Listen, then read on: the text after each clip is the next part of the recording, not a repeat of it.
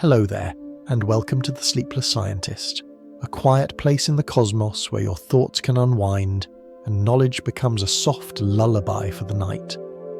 Tonight's journey will take us into one of the strangest, most slippery questions you can ask. When actually are you? Is there a real, universal now that exists for everyone, everywhere? Or is the present just something your brain stitches together? A kind of comforting illusion made of delayed senses, Einstein's relativity, and the one-way pull of entropy. But before you settle in and get cozy, I'd love if you could take a moment to like this video and subscribe. Only if you truly find these quiet explorations enjoyable.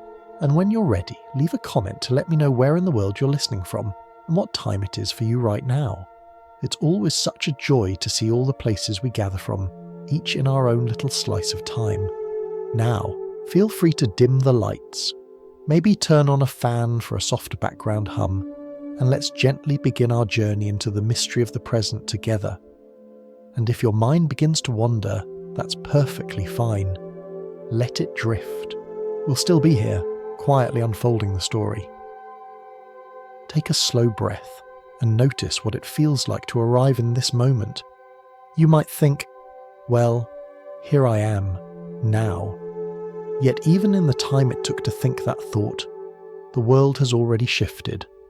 Your cells have changed, the stars above have moved an imperceptible fraction of a degree, and the light entering your eyes has already travelled across space before it reached you. The present feels solid. We talk about it all the time. Live in the now, seize the moment, be present. But as soon as you look closely, the present slips through your fingers like sand. It's there, then it's gone, leaving you with a memory. The more carefully you try to pin it down, the more it seems to fade, like mist over a field at dawn. Philosophers, poets, and physicists have all wrestled with this question.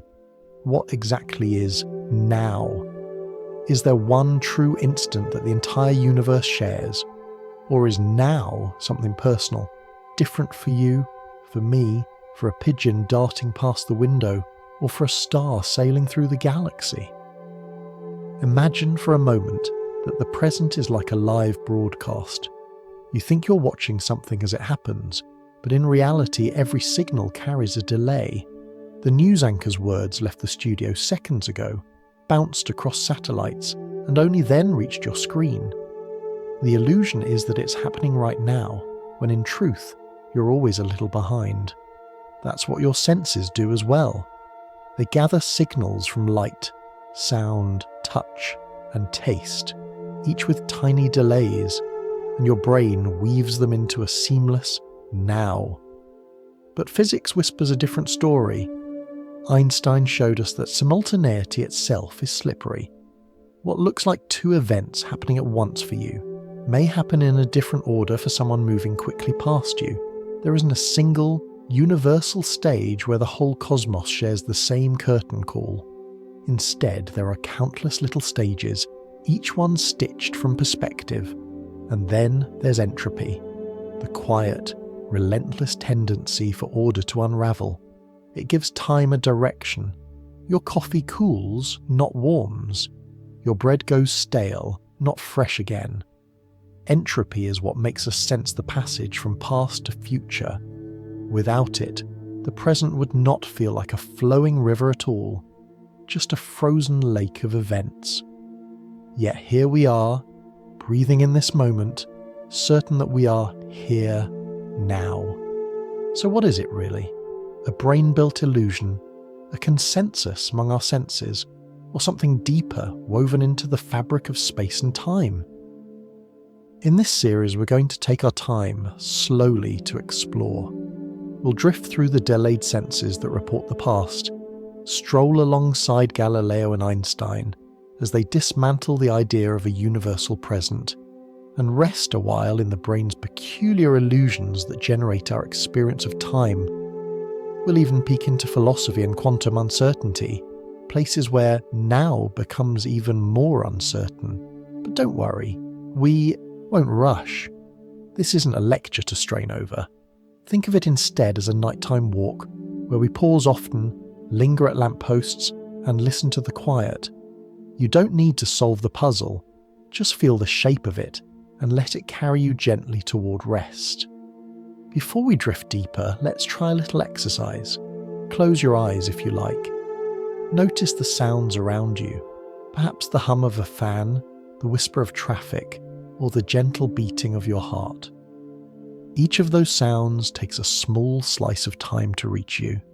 Your ears, your nerves, and your brain each add their own tiny delays. By the time you recognize a sound, it's already in the past, and yet your mind assures you, this is happening right now.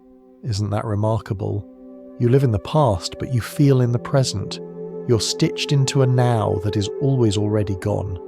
And so, as we begin, remember, this question is not one to be solved once and for all, but one to be lived. A gentle paradox tucked into every breath you take. As our thoughts drift onward, we'll soon meet a creature of imagination, a star whale gliding at nearly the speed of light. Through its eyes, cosmic history compresses into a blink, showing us how fragile and relative the idea of now can be. But for the moment, simply rest here, in this stitched-together instant, marveling at the quiet impossibility of being exactly when you are. Imagine, if you will, a vast creature gliding silently between the stars. Let's call it a star whale. It isn't real, of course, at least not as far as astronomers have reported, but as a thought experiment, it's a gentle companion. Picture it swimming near the speed of light, its immense body glowing softly as it drifts past galaxies. For such a being, time itself would feel different. Einstein taught us that when you move very quickly, clocks tick more slowly compared to those who stay still. You don't need to picture complicated formulas here. Just imagine a train that never stops, rushing faster and faster. Inside the train, your wristwatch seems perfectly normal, but to people watching from the platform, your watch ticks slower, and if you could push that train close to light speed, the ultimate cosmic limit, you could travel for what feels like a single year, while the outside universe races ahead by decades, even centuries. That's what our imaginary star whale experiences. As it glides almost as fast as light, it sees cosmic history compressed into a short voyage. Stars are born, shine brightly, and fade in what feels like moments. Entire galaxies dance through collisions while the whale drifts on, barely aging at all in its own sense of time. Its now is not the same as ours. This is not just science fiction, it's a simple truth of relativity. Now is tied to speed. You carry your own clock, and I carry mine. When we move differently, our clocks drift apart, whispering slightly, different stories about the same universe. You might feel that this is too far away from daily life, but let's bring it closer. Consider the humble pigeon. Scientists studying animal perception have found that pigeons, and many birds, process visual information at a much faster rate than we do. If you've ever tried to wave your hand to shoo a pigeon, you may have noticed how quickly it dodges, as if it knew your move before you made it. That's because its nervous system is tuned to a higher frame rate. To a pigeon, the world seems to unfold more slowly. What looks like a blur to us is a clear, moment-by-moment sequence for them. In other words, their present stretches differently. Imagine you're at a movie. The film usually plays at about 24 frames per second. To your brain, those frames blend into smooth motion. But to the pigeon, it might feel like watching a slideshow. Individual images, each one distinct. Their now holds more slices than ours, so while the star whale tells us that speed changes time, the pigeon reminds us that species themselves carry different versions of the present. What feels like right now to you is not quite the same as the right now for the birds above your window, the cats prowling under cars, or even for your own younger self. Children often perceive time more vividly, each summer stretched out into what feels like eternity, while adults find years passing in a blur. The difference is not in the clocks on the wall, but in the way brains slice and store the moments. Already you can sense the slipperiness of now. There is no universal stage where the curtain rises for everyone at once. Instead, there are countless stages, each with its own pacing. The whale near light speed, the pigeon darting at the curb, and you lying in bed tonight. All of you inhabit different rhythms of the present. Let's pause here. Notice your breathing. Each inhale takes a couple of seconds, each exhale just a bit longer. That rhythm is part of your present. Your heartbeat, pulsing quietly, adds its own metronome. These are personal anchors, the body's way of marking the flow of now. The star whale would count a slower beat. The pigeon would dart through many more in the same span. Which one is the true now? None of them, or perhaps all of them. Physics does not hand us a single clock for the universe. Instead, it hands us a truth both unsettling and beautiful. Time is relative. Each traveller carries a different slice of the story. Even here on Earth, satellites orbiting high above experience time ever so slightly faster than we do on the ground. Engineers who designed the global positioning system, the GPS in your phone, must account for this.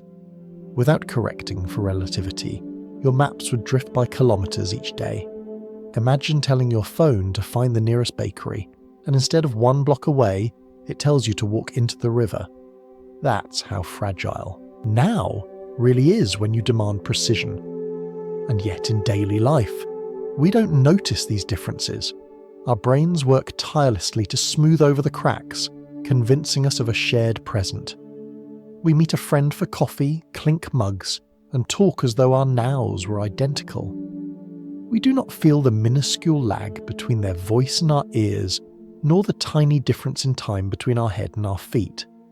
The illusion is strong and merciful, but every once in a while science lets us peek behind the curtain, the star whale drifting through galaxies in a heartbeat, the pigeon seeing our world in a higher frame rate, the satellite ticking slightly faster above. Each reveals a different now. Each insists that the present is not universal but personal, stitched from motion, biology, and perspective. And so, when you lie back tonight and feel the room around you, know that your now is a quiet creation. It is yours, not the whales, not the pigeons, not the galaxies, and that makes it no less real. It is simply the slice of reality your senses and your body allow you to hold. As we continue, we'll slow down and listen more closely to the signals of our own senses: sight, sound, touch, and taste. Each one whispering to us from the past, while the mind insists it is the present. We'll discover that now is not only relative in the grand scales of physics, but also delayed in the small scales of your own nervous system. For now, rest with the image of the star whale gliding through the dark and the pigeon fluttering under a street lamp, both living their own nows, both reminding us that the present is not a single thread but many, woven together in silence. Take a moment and look around the room you're in. Maybe there's a lamp glowing softly. Maybe there's a clock ticking or the faint buzz of a refrigerator. Whatever you notice, here's a quiet truth. None of it is happening exactly now.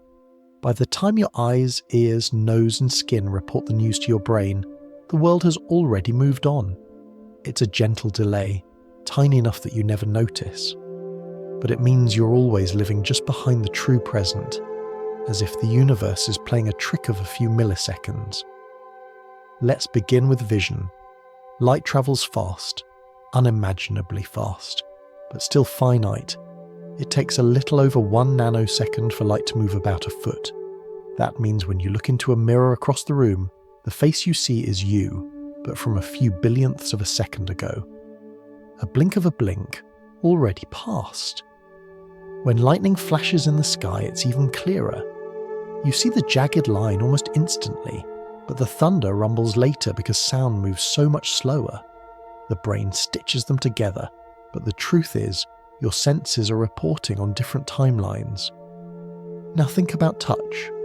When you tap your finger against the table, nerves carry that signal as a tiny electrical current. Racing along fibres in your arm, it's fast but not instantaneous.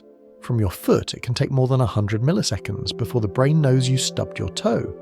By the time the signal arrives, the pain is already history. Smell is even more leisurely. Molecules drift into your nose, bump against receptors, and then trigger cascades of chemical reactions. By the time your brain says, "Ah, fresh coffee," the aroma has been in the air for seconds. Taste too unfolds slowly, with signals winding their way from your tongue to your brain. All of these delays add up. Scientists who have studied them suggest that we walk around with a built-in lag of tens to hundreds of milliseconds. Not long, but just enough to remind us. We never quite touch the real now, but your brain doesn't want you to feel scattered. Instead, it performs a quiet magic trick. It gathers all these staggered signals, the slower taste, the faster sight, the middling touch, and blends them into a single seamless moment. A kind of mental edit. It's like watching a live broadcast on television. The anchor speaks, the images play, and you think you're seeing it all exactly as it happens. But in reality, there's always a small delay in the signal, often a second or two. You don't notice because it's smoothed into a single stream. Everyday life gives us hints of this smoothing. Think of clapping along to music with friends. Everyone's hands strike almost in unison, though each person is reacting to sound waves that took different paths across the room, reaching each ear at slightly different times.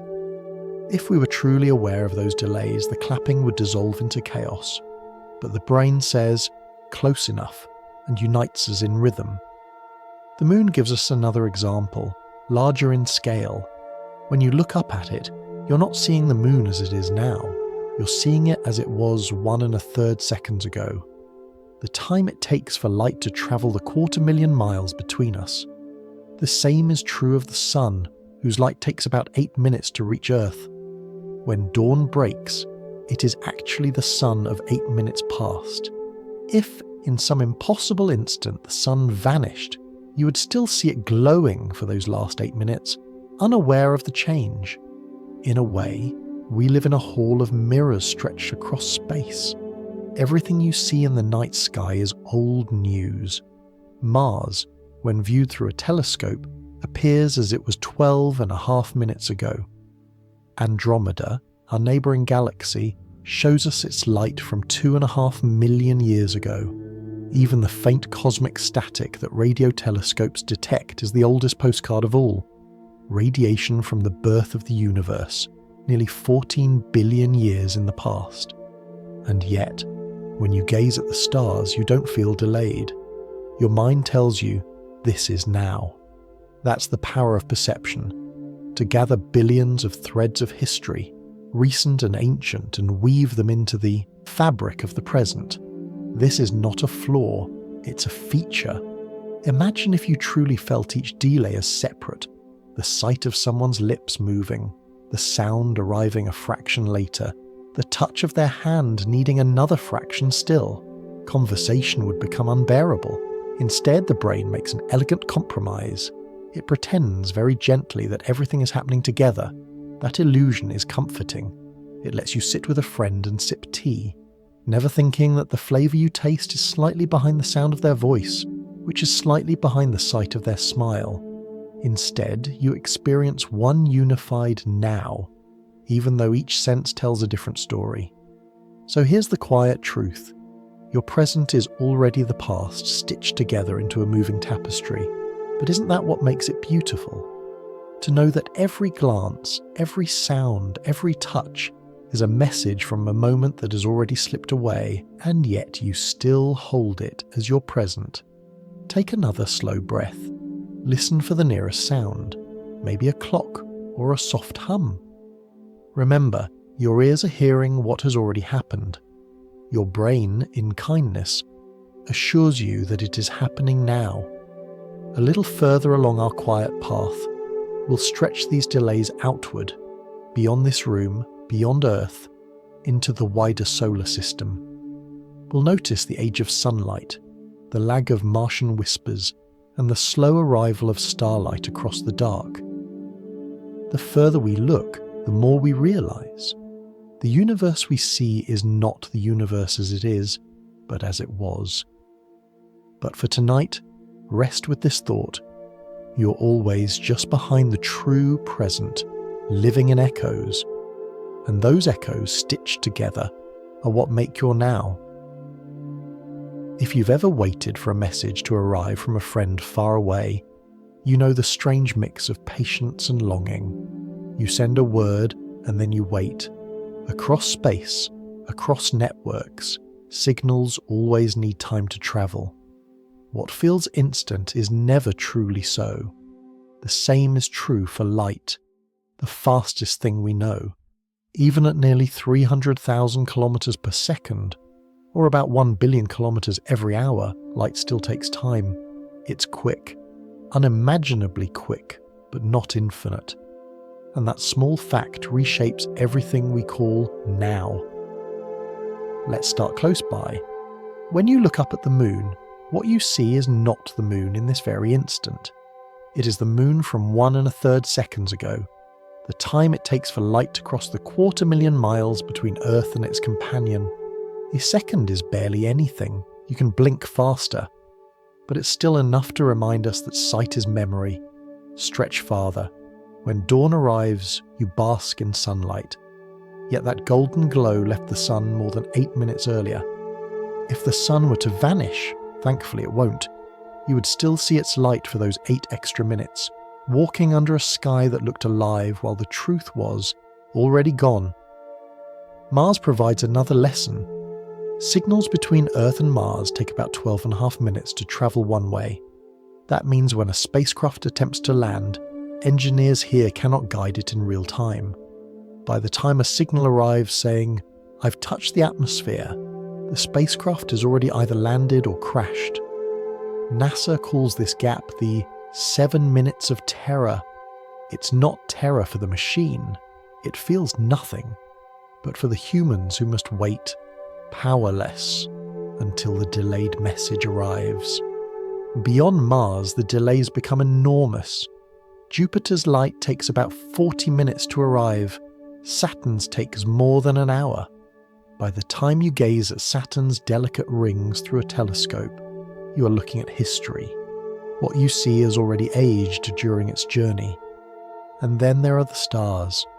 The nearest bright star, Proxima Centauri, is over 4 light-years away.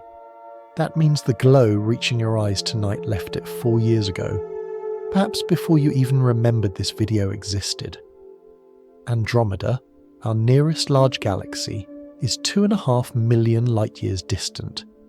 When you look at it with binoculars, the faint smear of light comes from the time when early humans first shaped stone tools. Go further still. The most distant light we can see is the cosmic microwave background, the faint static left over from the birth of the universe. Radio telescopes catch it like the soft hiss of an old television set. It has been travelling for nearly 14 billion years, carrying a frozen portrait of the cosmos when it was just a newborn. 1% of the static you see on an untuned TV is that ancient light, arriving here at last. The universe then is a museum of delays. You never see it as it is, you see it as it was, and every object carries its own age of arrival. A second from the moon, minutes from the sun, years from nearby stars, millions of years from galaxies. Even on Earth this lesson holds.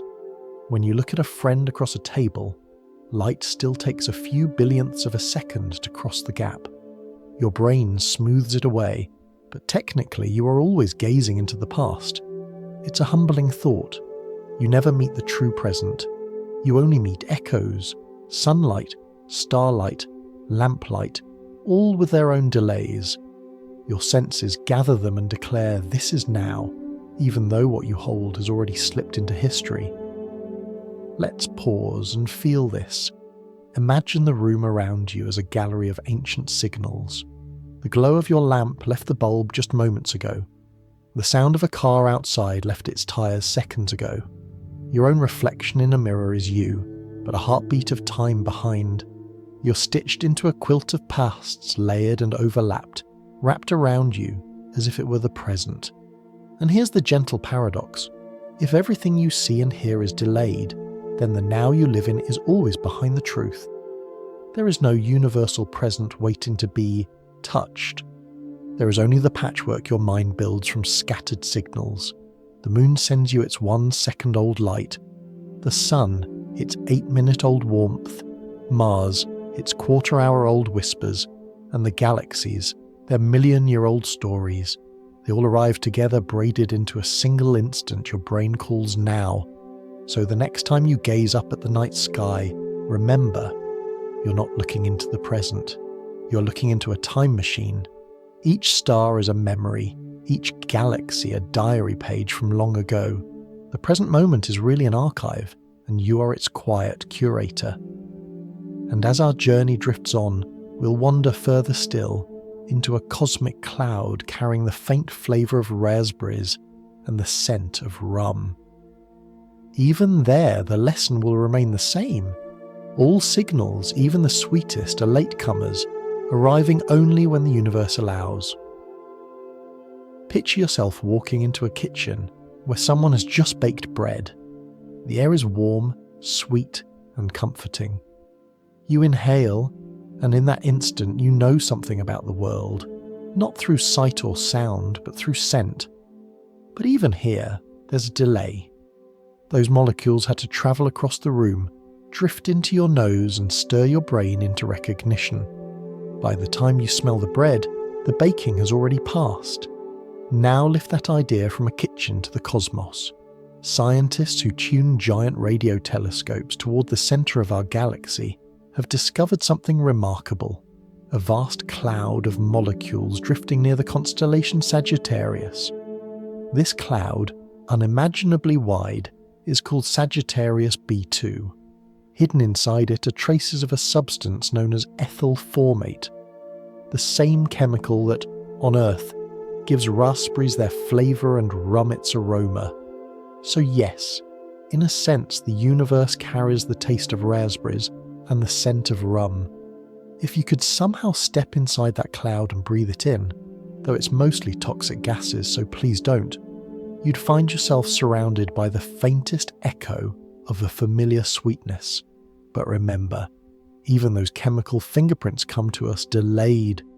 The radio waves that carry their story travel at the speed of light, which means they take more than 25,000 years to arrive. When scientists say, "This cloud contains molecules that taste like raspberries," they're really describing the cloud as it was long before the pyramids were built, long before writing was invented, long before humans were telling stories around fires. It's a reminder that our senses, stretched into space with telescopes and instruments, are still latecomers. Just as your tongue lags behind your eyes when you sip hot tea, our cosmic senses lag behind the universe itself. Let's return to the everyday for a moment. Think about pouring coffee. The sound of the liquid hitting the cup reaches your ears after the sight of the stream reaches your eyes.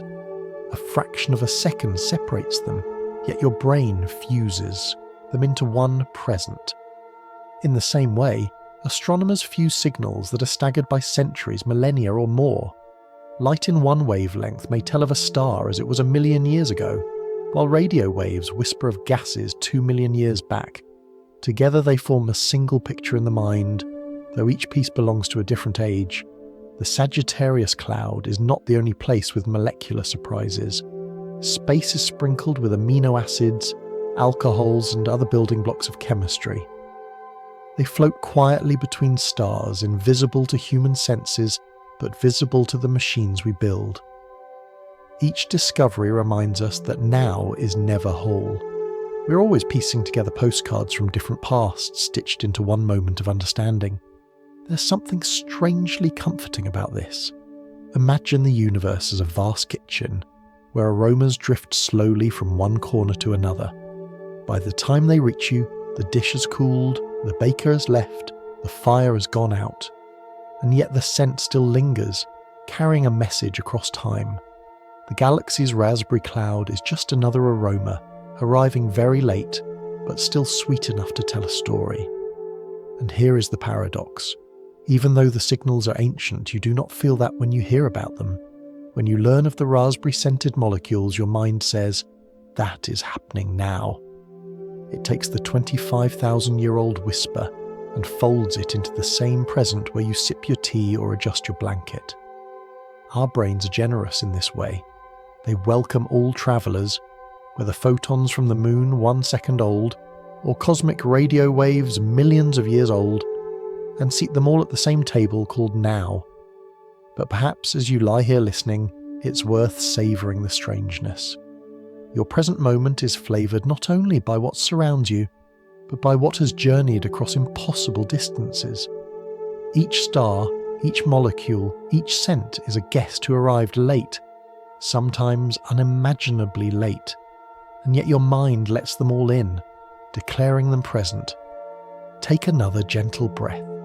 Imagine, with a smile, that the air around you carries the faintest memory of raspberries, not because they are in your room, but because somewhere, far away, the universe once mixed such flavours into its chemistry. By the time the message reached us, it was older than humanity itself, and still you can taste it in your imagination right now. That is the magic of perception. To live in a present that is never truly current, and yet to find it beautiful anyway.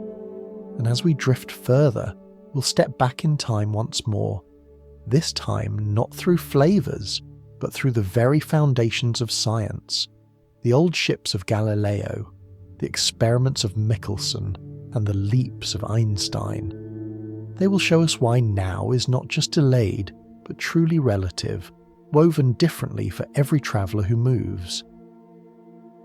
Imagine standing inside the cabin of a ship on a calm sea, the shutters are closed, the lantern sways gently overhead, and you drop a ball from your hand. Where does it land? Right at your feet. Now try tossing the ball to a friend across the room. The ball arcs through the air, just as it would on solid ground. You might pour water into a glass, watch fish swim in a bowl, or even let a butterfly fly across the cabin. Everything behaves normally, as though the ship were still. This was Galileo's insight in the early 1600s. From inside the boat, you cannot tell if you're moving steadily or resting at anchor. The motions inside obey the same rules. There is no special sign that whispers, "You're drifting across the sea." The only way to notice movement is to open the shutters and look outside. Motion, in other words, is relative. Centuries later, trains and cars would provide the same lesson. If you toss a ball straight up inside a train moving smoothly, it lands back in your hand, not behind you. To someone on the platform, however, the ball seems to trace a diagonal path, rising and falling while the train carries it forward. Both views are true.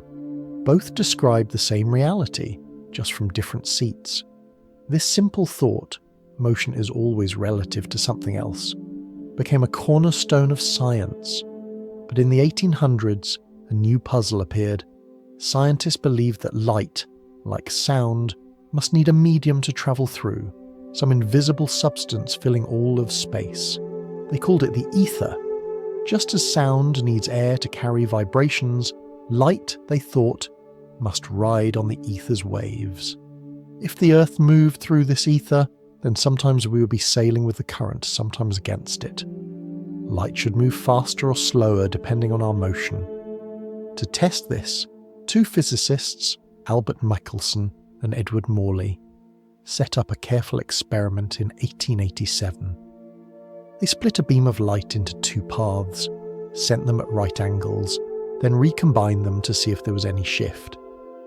If Earth were moving through the ether, one beam would arrive slightly delayed compared to the other. The difference would show up as a faint fringe pattern, like ripples overlapping in water. The apparatus was delicate, placed on a floating slab of stone so it could rotate, catching ether winds from different directions. They expected a tiny shift, a clue to the absolute motion of Earth through space. But what they found was nothing. No matter how they turned the instrument, the beams reunited perfectly in step. Light, it seemed, travelled at the same speed in every direction regardless of the Earth's motion. It was a shocking silence, like waiting for a train whistle and hearing only the wind. The ether, the supposed stage on which all of physics played out, could not be found. And if there was no ether, then light was unlike anything else. It did not need a medium. It was its own messenger, travelling through the vacuum of space, always at the same astonishing speed. This experiment puzzled scientists for years. Some tried to patch theories, suggesting that objects might contract slightly as they moved, hiding the effect. Others wondered if the ether moved with Earth like an invisible cloak. But none of these explanations felt quite right. Then, in 1905, a young clerk in a patent office would take these scattered puzzles and weave them into something new. But before we arrive at Einstein's leap, let's linger with the strangeness revealed by Galileo and by Michelson and Morley. Galileo had shown that motion is relative. There is no privileged frame inside a ship, or a train, or even on Earth. Michelson and Morley discovered that light speed is also immune to shifts in perspective. No matter how you move, no matter how you chase or flee, the beam still races away at exactly the same pace. Together, these lessons whisper, there is no absolute stage, no universal background against which all motion is measured. The universe does not carry signs saying truly at rest or truly moving. There is only relation, this to that, you to me, light to space. Pause a moment. Imagine holding a flashlight in your hand. You walk forward, click it on, and the beam leaps into the dark. Now imagine jogging, then sprinting, even riding a rocket. Each time you shine the light, it still leaves you at the same speed. Not faster, not slower. You can add your motion to a thrown ball, but never to light. It has its own unchanging pace. This stubborn constancy, invisible in daily life, would become the seed of a revolution. If light's speed is always the same, then something else must give way. Either time itself, or space, or both. Einstein would be the one to say softly but firmly it is both. But we are not rushing there yet. For now, rest with Galileo's cabin and Michelson's silent beams. Feel how both dissolve the old idea of an absolute present. The ship offers no proof of motion. The light offers no ether to lean on. The stage is gone. The universe is not a theatre with fixed backdrops, but a dance floor where every step depends on who is moving with whom. And as our journey drifts onward, we'll step into Einstein's world, where clocks slow, rulers shrink, and even time itself bends to preserve the speed of light. In the early 1900s, a young man worked quietly in a patent office in Switzerland. His days were filled with diagrams of machines, gears, and clocks, inventions submitted by hopeful engineers. But in his spare hours, his mind wandered further. He carried the mystery of light like a pebble in his pocket, turning it over and over. If Galileo said motion was relative and Michelson and Morley showed that light speed never changes, then something deeper must be true. Einstein's leap was as simple as it was shocking. Time and space themselves must be flexible. If light speed could not bend, then everything else must. Let's step into this slowly. Imagine you and I are standing by a train track. A train rushes past almost as fast as imagination can picture. Inside the train, someone tosses a ball straight upward. To them, the ball rises and falls neatly into their hand. To us, watching from the platform, the ball traces a graceful diagonal carried forward by the train. Both views are correct because space is flexible. Now replace the ball with a beam of light. The passenger sees it go straight up and down. We, on the platform, expect to see a diagonal path. But with light, there's a catch. Its speed must remain the same for both of us. The only way this can be true is if time itself adjusts. For the passenger, the trip up and down takes a certain number of ticks on their watch. For us, on the platform, it must take more ticks, because the light travelled farther, but at the same speed. Time, in other words, stretches. This is the heart of Einstein's special relativity. When you move very fast, your clock ticks more slowly compared to someone at rest. Your meter sticks shrink, your mass swells, all to keep the speed of light unbroken. There is no formula needed here, no symbols, only the strange beauty of a universe that bends its rules so light can remain constant. This slowing of time is called time dilation. At ordinary speeds, walking, driving, even flying in an airplane, it is invisible. But at speeds near light, the effect grows enormous. Imagine twin siblings. One stays on Earth, while the other boards a ship travelling close to the cosmic speed limit. For the travelling twin, perhaps only a single year passes on their watch. When they return, they find their sibling has aged decades. Both clocks ticked normally in their own view. Both are correct, but time itself has split their lives apart. It sounds like science fiction, yet it has been confirmed in countless experiments. Tiny particles called muons, born high in Earth's atmosphere, should vanish almost instantly. Yet many reach the ground because, from our perspective, their clocks run slow as they race near a light speed. Even our own technology proves the effect. The satellites that guide GPS signals orbit above Earth, where gravity is weaker and their motion is swift. Their clocks tick slightly differently from clocks on the ground. Engineers must adjust for this every day. If they did not, your map would place you hundreds of meters from where you stand.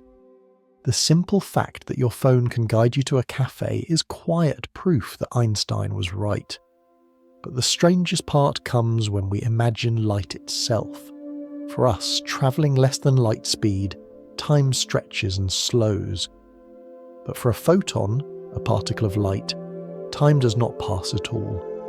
From the moment it leaves a star until the instant it touches your eye, no time flows in its perspective. Emission and arrival are the same event. Of course, photons have no minds, no experiences, but the idea itself is staggering. The universe contains messengers who live, outside of time. Einstein's leap dissolved the last hope for a universal stage. Time is not absolute. Space is not fixed. They are woven together into a single fabric, space-time, that bends and flexes so light can keep its pace. Your now and my now are not carved in stone, but depend on how we move. Pause for a moment. Imagine holding a flashlight, turning it on, and watching the beam extend into the dark. Whether you walk, run, or leap into a rocket, the beam always leaves you at the same speed. Your steps change, but the light remains faithful. To preserve that faithfulness, time itself must be willing to stretch, as if it were a soft fabric adjusting around your motion. This is the quiet gift of Einstein's thinking. He took the stubborn results of experiments and accepted them fully, no matter how strange. Instead of patching theories with invisible ether or hidden contractions, he said, "Let us bend time and space." It was bold, but it fit. And once you see the world this way, the puzzles begin to make sense. The travelling twin ages less. The fast particle lives longer. The satellite clock drifts until corrected. The photon knows no waiting. All of these are threads of the same woven fabric. Yet even this is not the end. If time can stretch and slow, then what about the notion of now itself? If one observer says two events are simultaneous, another may disagree. Light's constancy forces us to accept that simultaneity is not universal. That story belongs just ahead, and it will show us how fragile the very idea of the present truly is. For now, breathe gently and imagine two clocks side by side ticking in unison. Then picture one lifted aboard a fast train, rushing into the distance. The clock on the train ticks more slowly, though it never notices. The two nows drift apart softly and visibly. That drifting is not an error, but the way the universe preserves its harmony. And as we drift further along in this quiet journey, we'll watch simultaneity itself slip from our hands. Two lightning bolts will strike, but not everyone will agree on when. And in that disagreement lies the end of any hope for a universal now. Stand on a quiet train platform. It's dusk and the air is cool. A long train rests on the tracks beside you. Just as you look up, two lightning bolts strike. one at the front of the train and one at the back. From where you stand, they seem to flash at exactly the same instant, two sudden spears of light slicing the dark. You think, they happened together. Now imagine a friend sitting halfway along the train's length riding as it begins to move. As the train rushes forward, the friend is carried closer to the lightning strike at the front and farther from the one at the back. To them, the front flash seems to arrive first, the rear one later. They insist, no, the front lightning happened before the back. Who is right? Both of you. And that's the unsettling truth. Simultaneity, the idea that events can be pinned to the same exact moment, is not universal. It depends on who you are, where you are, and how you are moving. This was Einstein's final blow against the dream of a shared present. In everyday life, the differences are too small to notice. The speed of a light is so fast, the distance is so modest, that your brain blends them. But at larger scales, or higher speeds, the cracks appear. Now is not absolute. It is stitched to each observer's frame of motion. Think again of the twin paradox. The sibling who travels near light speed ages less. When they reunite, they don't just carry different amounts of years, they also carry different versions of now, each lived in a present shaped by their journey. Another way to picture it is through ripples in water. Imagine dropping two pebbles into a pond at once. If you stand in one spot, the ripples from both pebbles reach you together. Stand somewhere else, and one ripple arrives before the other. The pebbles were dropped at the same instant, but the experience of simultaneous depends on your position. Light works the same way, only faster and more absolute. You might worry that this could scramble cause and effect, that the order of things could collapse. But here the universe reassures us. Events that are linked by signals, by chains of cause, always remain ordered. If one thing can influence another, all observers agree on which came first. What shifts is the judgment of events too far apart to influence one another. Those events can trade places depending on who is watching, without breaking the thread of causality. It means there is no universal stage manager calling now for the entire cosmos. Instead, each observer claps the slate at different time. The universe is less a single drama unfolding scene by scene, and more a vast improvisation where each actor's cues overlap and drift. Let's pause here with an everyday anchor. Imagine trying to coordinate a video call across the world. You say hello, and a friend responds, but there's a lag. For you, the words overlap differently than for them. Multiply this by billions of miles, and the very order of now begins to shift. What feels simultaneous to you is staggered to someone else. Even here on Earth, tiny hints appear. Satellite systems like GPS depend on precise timing. Engineers must adjust not only for time slowing in orbit, but also for differences in simultaneity between signals racing from satellites to receivers on the ground. Without those corrections, your maps would not line up. The fact that your phone knows which cafe is around the corner is a quiet testimony. Simultaneity is not as simple as it feels. The deeper lesson is both humbling and strangely freeing. There is no single, universal present shared by the whole cosmos. My now is not your now. And neither of ours matches the now of a star whale drifting near light speed or a photon racing untouched through space. Every observer carries a pocket watch of moments unique to their path. Take a slow breath. Feel your chest rise and fall. That rhythm is your present. Somewhere far above, a satellite ticks on a slightly different beat. Across the room, another heartbeat plays its own tempo. None of these can be declared the true now, and yet each is complete, each is whole in itself. The lightning bolts remind us that even something as dramatic as a strike of fire from the sky refuses to be pinned to a universal instant. We live not in a single present, but in countless overlapping presents, woven into a fabric we call space-time. As our path drifts onward, We'll set aside relativity for a while and turn to another whisper in the mystery of time: entropy, the quiet tendency of things to scatter, melt, and unravel.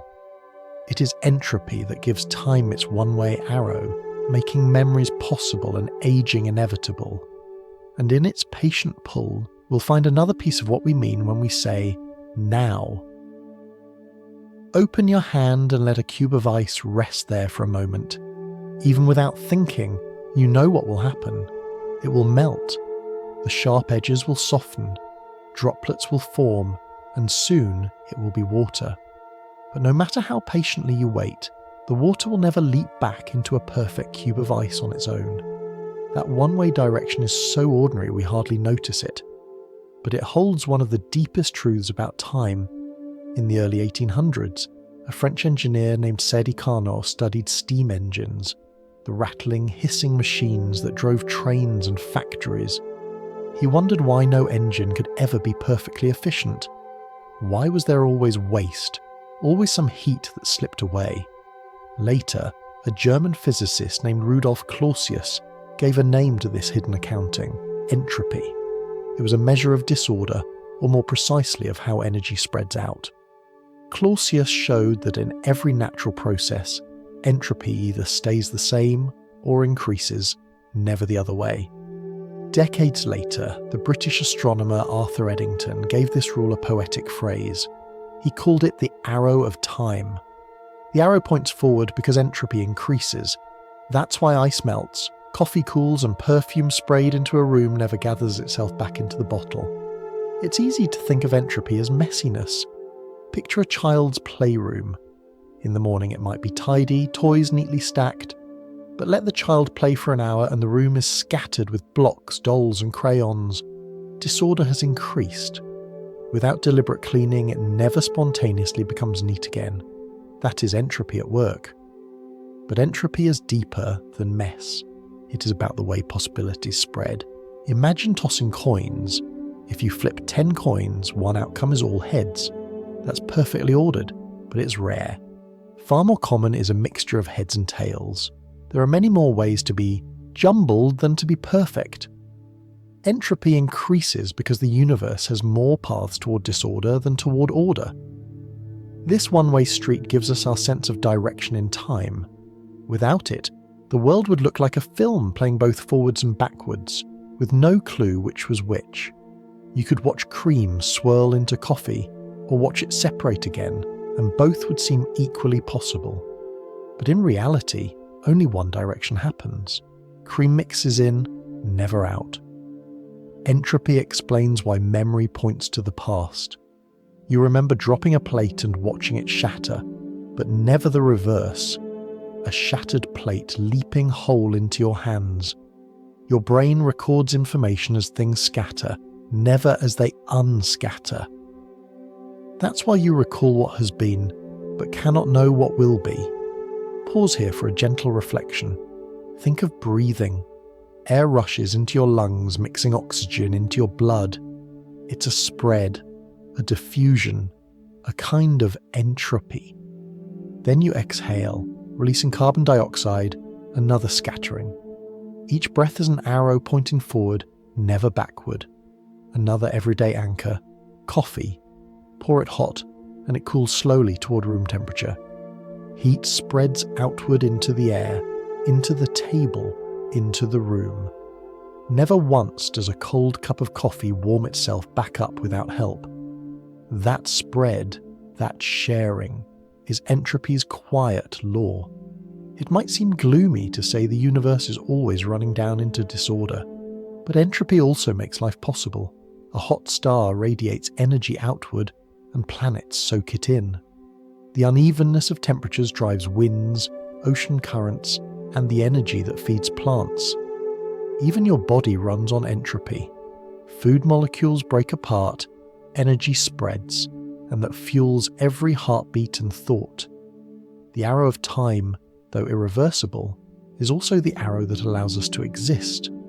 Carnot, Clausius, and Eddington could not have imagined how their ideas would stretch into every corner of physics, from engines to black holes to the universe itself. And yet, At its heart, the lesson is simple. Time has a direction because entropy increases. Without that one-way street, there would be no story, no growth, no memory, no meaning to now. Take a slow breath and notice something around you. Maybe the hum of a fan or the warmth of your blanket. Each is a result of energy spreading, settling, scattering. Entropy whispers everywhere, and it is this whisper that tells you are moving forward, not backward. As our journey drifts further, we'll ask a stranger question still. Why did the universe begin in such an ordered state? Why was entropy so low at the beginning, when everything was hot and dense? It seems backwards. Shouldn't the start have been messy? To answer, we'll peer into boxes of gas, flips of coins, and even a daring idea that time itself might branch in two directions. Close your eyes and imagine the very beginning of the universe. Not the fireworks of galaxies or the grand swirl of stars, but the instant right after the Big Bang when everything was hot, dense and compressed into something smaller than imagination can picture.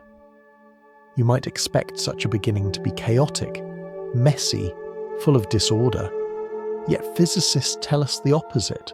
The early universe was strangely neat, balanced and low in entropy. This raises a gentle puzzle. If entropy always increases, then the universe must have started in a very low state of disorder. But why? Why was the cosmic arrow placed at the bowstring ready to fly forward instead of beginning in a tangled mess? To feel this mystery, let's start with something simple, a box of gas. Imagine a box with all its molecules crowded into one corner. That's a highly ordered state, rare and fragile. If you open the box, the molecules will spread quickly, filling the space evenly. The disorder grows. The chance that they will suddenly all gather back into the corner is so small that you could wait longer than the age of the universe and still never see it happen. Now think of flipping coins. If you flip a handful, you might get all heads. That's order. But if you keep flipping, most outcomes are mixed. Some heads, some tails. There are far more ways to be jumbled than to be perfect. The universe works the same way. Disorder is overwhelmingly more likely than order. And yet, when the universe began, it was in that rare, tidy state. Like all the coins landing heads up at once. It was so ordered that entropy had room to grow, unfolding the arrow of time we experience. Why did it begin this way? No one knows for sure. Some physicists suspect that the shape of space-time itself, curved by gravity, played a role. Others imagine that inflation, the rapid expansion of the early universe, smoothed everything out. And then there are more adventurous ideas. The physicist Julian Barber has suggested something he calls the Janus point. Imagine time not as a single arrow, but as two arrows pointing in opposite directions, branching out from a perfectly ordered middle. At that central point, entropy is at its lowest. From there, it increases both ways, creating two futures that drift apart. In one branch, perhaps we live. In the other, another history unfolds, its arrow pointing away from ours. It's only a hypothesis, one of many, but it captures the imagination. Could it be that the Big Bang was not the beginning of time, but the middle? Could another universe stretch away from that moment, flowing in the opposite direction, with its own nows forever unreachable? These are daring thoughts, and yet we don't need to decide between them tonight. What matters is the recognition that our universe's beginning was improbably neat. That neatness gave rise to the one-way flow of time, to memory, to history, to the possibility of stories unfolding instead of looping forever in place. Let's step back to something closer. Picture a kitchen before dinner. The counters are clear, the ingredients untouched. That's the low entropy beginning. As the meal is cooked, dishes pile up, flour dusts the air, pots clatter, aromas spread. Entropy grows. At the end, the kitchen is warm and full, but messy. Only by deliberate effort, by washing dishes, sweeping, resetting, Can order be restored? The universe, however, has no dishwasher outside itself. Once the arrow begins, it keeps pointing forward. Pause here. Imagine the night sky above you. Each star, each galaxy, each breath you take is only possible because the universe began in that ordered state. If it had begun differently, already messy, already at maximum entropy, there would be no direction to time, no unfolding of events, no arrow to carry us from then to now. It is as though the cosmos began with a deck of cards perfectly stacked in order. Shuffling began immediately, and the shuffling has continued for nearly 14 billion years. We live in the middle of that shuffle, holding the cards as they scatter into countless patterns. And here's the gentle paradox. We don't know why the deck began stacked at all. Perhaps it is simply the way things had to be. Perhaps it is an unsolved mystery waiting for a deeper story. Or perhaps the question is less about beginnings and more about what we make of the arrow we were given. Take another breath. Think of your own day. Morning began tidy, full of potential. As hours passed, things scattered. Papers shifted, meals cooked, conversations spread. By night, the room feels different, carrying the traces of time. You never reversed the flow, only added to it. In the same way, the universe has been cooking its meal for billions of years, moving steadily from order toward disorder, from neat beginnings into the scatter of stars. And as our journey drifts onward, we'll bring entropy back to the human scale. We'll see how memory, growth, and aging all follow the arrow, how stories unfold in one direction, never the other. And in that steady pull, we may find a gentler appreciation of what now really means. Take a quiet moment and look around your room. Maybe there's a cup on the table, a book nearby, or the faint shadow of furniture against the wall. Everything you see is a trace of time moving in one direction. Pages in the book have already been read or will be read in order.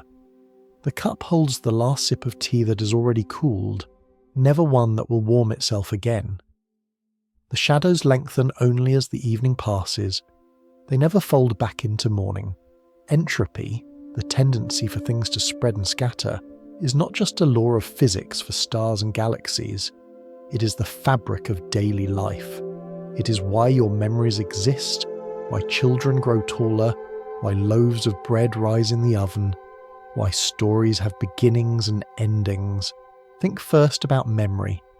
When you recall yesterday's walk, you picture the trees, the path, the sound of your footsteps, but you cannot remember tomorrow's walk. Tomorrow has not yet unfolded. Your brain stores traces of what has been, never what will be. That asymmetry is entropy at work. The brain, like every other part of the universe, writes its record as energy spreads. Each neuron firing leaves a mark, a scattering that points backward in time. Next, think of growth. A child adds inches in height each year. Their bones lengthen, teeth fall out, voices change. You never see the process in reverse. No child grows smaller, no voice deepens and then becomes high again. The arrow of time guides life in one direction, forward.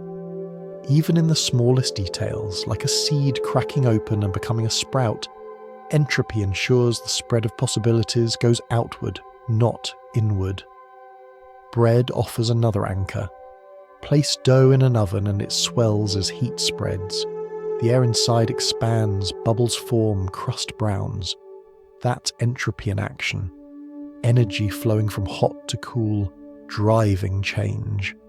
Never once does baked bread shrink back into raw dough. The transformation is one way, written by the arrow of time. Stories too follow this current. You begin a tale with once upon a time and it flows toward an ending. Imagine trying to tell a story backwards. The hero grows younger, the mystery unravels into questions, the beginning dissolves into silence. It feels unnatural because your mind itself is shaped by entropy. You expect events to unfold in one direction, never both. Entropy also weaves into your body.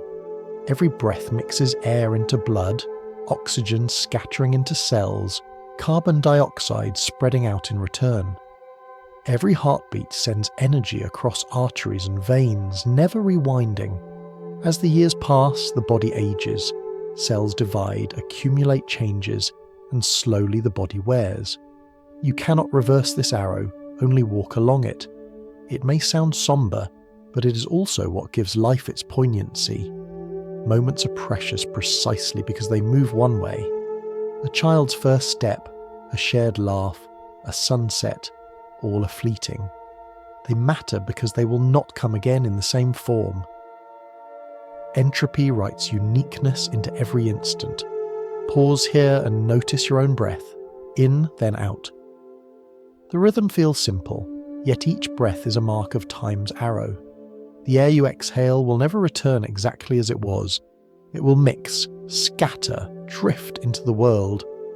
That scattering is entropy, and it assures you that you are moving forward, one breath at a time. Even the simplest rituals carry this arrow. Think of making tea. You pour water into a kettle, heat spreads, bubbles rise, steam escapes. Soon the tea cools, flavour drifting into the air. The entire act is a small dance of entropy. Order dissolving into disorder, but giving you warmth and comfort along the way. Now, picture your memories as photographs in an album. Each page is filled with moments that have already passed. There are no photographs from the future, only empty spaces waiting to be filled. The arrow of time turns the blank pages forward, never backward. You cannot shuffle them out of order without losing the sense of story. Entropy is the quiet narrator of all this. It is the reason your heartbeat moves toward tomorrow, not yesterday. It is the reason you grow, learn, and remember rather than ungrow, unlearn, and unremember.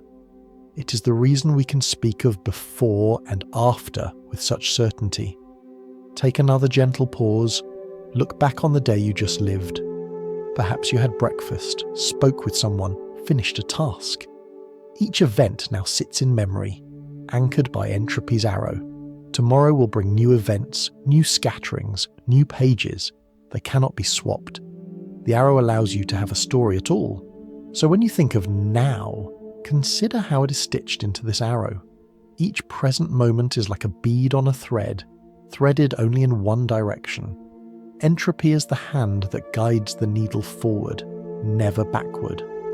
Without it, time would be shapeless, all moments blending into a frozen block. With it, you have history, anticipation, and the simple grace of moving forward. And as our quiet journey continues, we'll step deeper into the mind itself. We'll see how the brain edits and constructs the present, deleting gaps, stitching illusions, and weaving a sense of now that is as much invention as perception. Entropy sets the arrow, but your mind paints the scenery as you walk it. Close your eyes for a moment and notice the world around you. You hear faint sounds, perhaps the hum of a fan, the distant bark of a dog, or the quiet tick of a clock. You feel the surface beneath you, soft or firm. Light still reaches your eyelids, a warm glow or the suggestion of shadow. All of these signals arrive at different speeds, and yet you experience them as one single moment. This is one of the brain's most remarkable tricks. Each sense runs on its own clock. Vision reacts quickly, in just a few tens of milliseconds. Touch takes longer, perhaps 100 milliseconds from toe to brain. Smell is slower still, with molecules drifting and receptors taking time to respond. And taste, involving chemical reactions on your tongue, can lag even more. By the time all of these signals reach your mind, they are not in sync. If reality were a strict machine, you would feel the world as a jumble. Sight arriving first, then sound, then touch, all staggered. It would be like watching a badly dubbed movie, where the lips move before the words arrive. But that is not what you feel. Instead, your brain performs a quiet symphony. It gathers the scattered notes and blends them into a single song, which you call the present. Scientists call this the binding problem. How does the brain, with senses running at different speeds, produce the seamless experience of now? The answer is still unfolding in research, but the experience is undeniable. Think of a band on stage. The drummer strikes, the guitarist strums, the singer holds a note, the bass rumbles. Each instrument begins at slightly different moments, yet when you listen, you hear a single piece of music.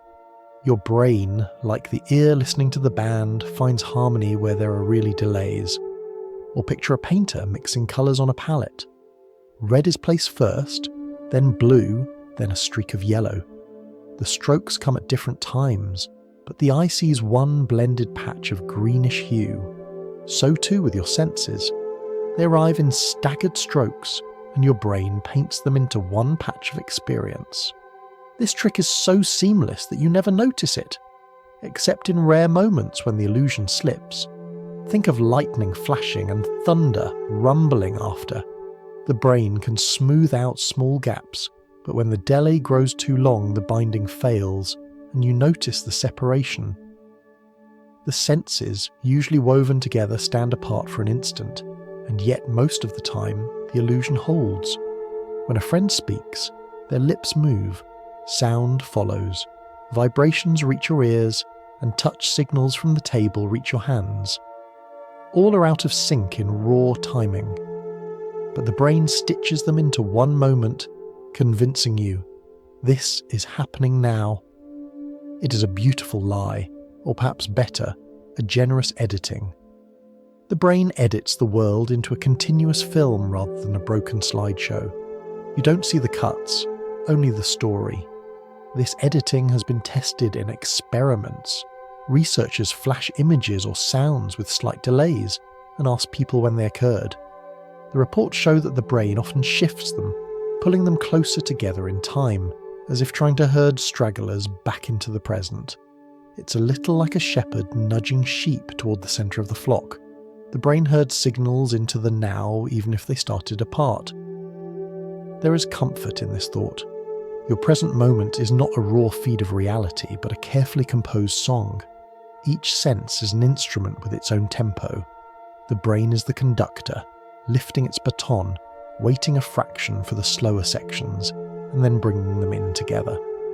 What you feel as now is the performance, not the rehearsal. Pause for a moment and imagine your own body as an orchestra. The eyes are violins, sharp and quick. The ears are horns, resonant but slower. Touch is percussion, steady and deliberate. Smell and taste are the double basses taking their time, yet all are blended into one piece, the symphony of your moment. Without this, the world would feel fractured. You might taste dinner seconds after you see it, or feel footsteps long after hearing them. Life would be a broken rhythm. Instead, you move through a continuous melody. And here is the paradox. Your sense of now is not truly real in the outside world. It is a construction. The signals that form your moment are already in the past. The brain gathers them, waits just long enough, and then says, here is the present. You're always a little behind, but the conductor ensures you never notice. So the next time you enjoy music or watch a film or share a conversation, remember the hidden orchestra inside you. Remember that your now is stitched together from scattered notes, edited into harmony. You live in a song of delays, yet you hear it as one seamless tune. And as our journey drifts onward, we'll slip into another illusion, one that hides even more. The quick flick of your eyes, called a saccade, deletes slices of vision every day. In fact, you lose nearly 40 minutes of sight without knowing it, yet your brain fills the gaps, assuring you the world is unbroken. It is another magic trick, another edit, another way your mind builds the present. Have you ever glanced at a clock on the wall only to see the second hand frozen for just a little longer than it should be? It ticks, but the first tick feels stretched, almost stuck. For a heartbeat you wonder, did the clock pause? And then the seconds flow normally again, and the moment is gone. This is called the stopped clock illusion, and it tells us something extraordinary about how your brain edits time. Every day, your eyes dart rapidly across the world. These jumps are called saccades, quick flicks from one point to another. They're so fast and frequent you rarely notice them, but scientists have measured them carefully. On average, your eyes flick several times every second. Each flick means that the image on your retina, the screen at the back of your eye, blurs. If your brain showed you every blur, the world would be dizzying, constantly jerking and smeared. So your brain takes another approach. During each saccade, lasting only a tiny fraction of a second, your visual system simply shuts off. It deletes the blur. You see nothing. And then, as your eyes settle, your brain pastes in a stable picture, giving you the illusion of continuity. Here's the astonishing part. Add up all those missing slices, and they total nearly 40 minutes each day. 40 minutes of vision lost to the cutting room floor. Yet you never notice, because your brain fills the gaps so smoothly. It is as though a film editor removed frames from a movie reel and spliced the rest together so perfectly that you couldn't tell anything was gone. The stopped clock illusion is one of the few moments where this editing slips. When you glance at a clock, your eyes flick and then settle. Your brain, eager to give you stability, extends the first image of the second hand, holding it in place just long enough for you to think the clock has paused. Then time resumes. It feels eerie, but it is simply the brain protecting you from chaos. Think of it like walking through a hallway with flickering lights. If the lights went on and off too quickly, you'd stumble. But if someone painted the walls with a steady glow each time the lights came back, you would never know the flickers happened. That is what your brain does with your sight. Pause for a moment. Glance at any clock nearby, or imagine one if there is none. Watch the second hand. Does it seem steady? Trustworthy? Now imagine that for a sliver of time, it froze just for you. No one else would see it, because the illusion lives only in your perception. Reality ticks on, but your brain reshapes it, smoothing the rough edges. This editing isn't limited to clocks. It happens every time you shift your gaze. When you look from one word on a page to the next, or from one face to another, your brain patches the missing moments. You think you saw every letter, every expression, but in truth, parts were silently skipped. And yet, without this trick, your world would be a blur of streaks and smears. There is a gentle beauty in this. Your brain is not lying to you. It is protecting you.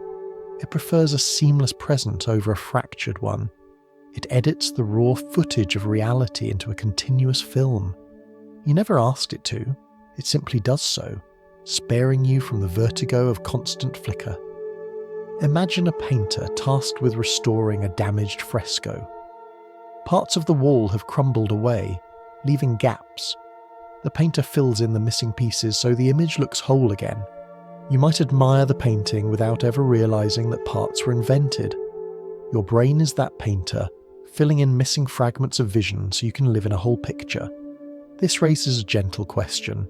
How much of your now is invention? If nearly 40 minutes of sight vanish each day, yet you never feel their absence, then your present moment is less raw perception and more carefully edited story.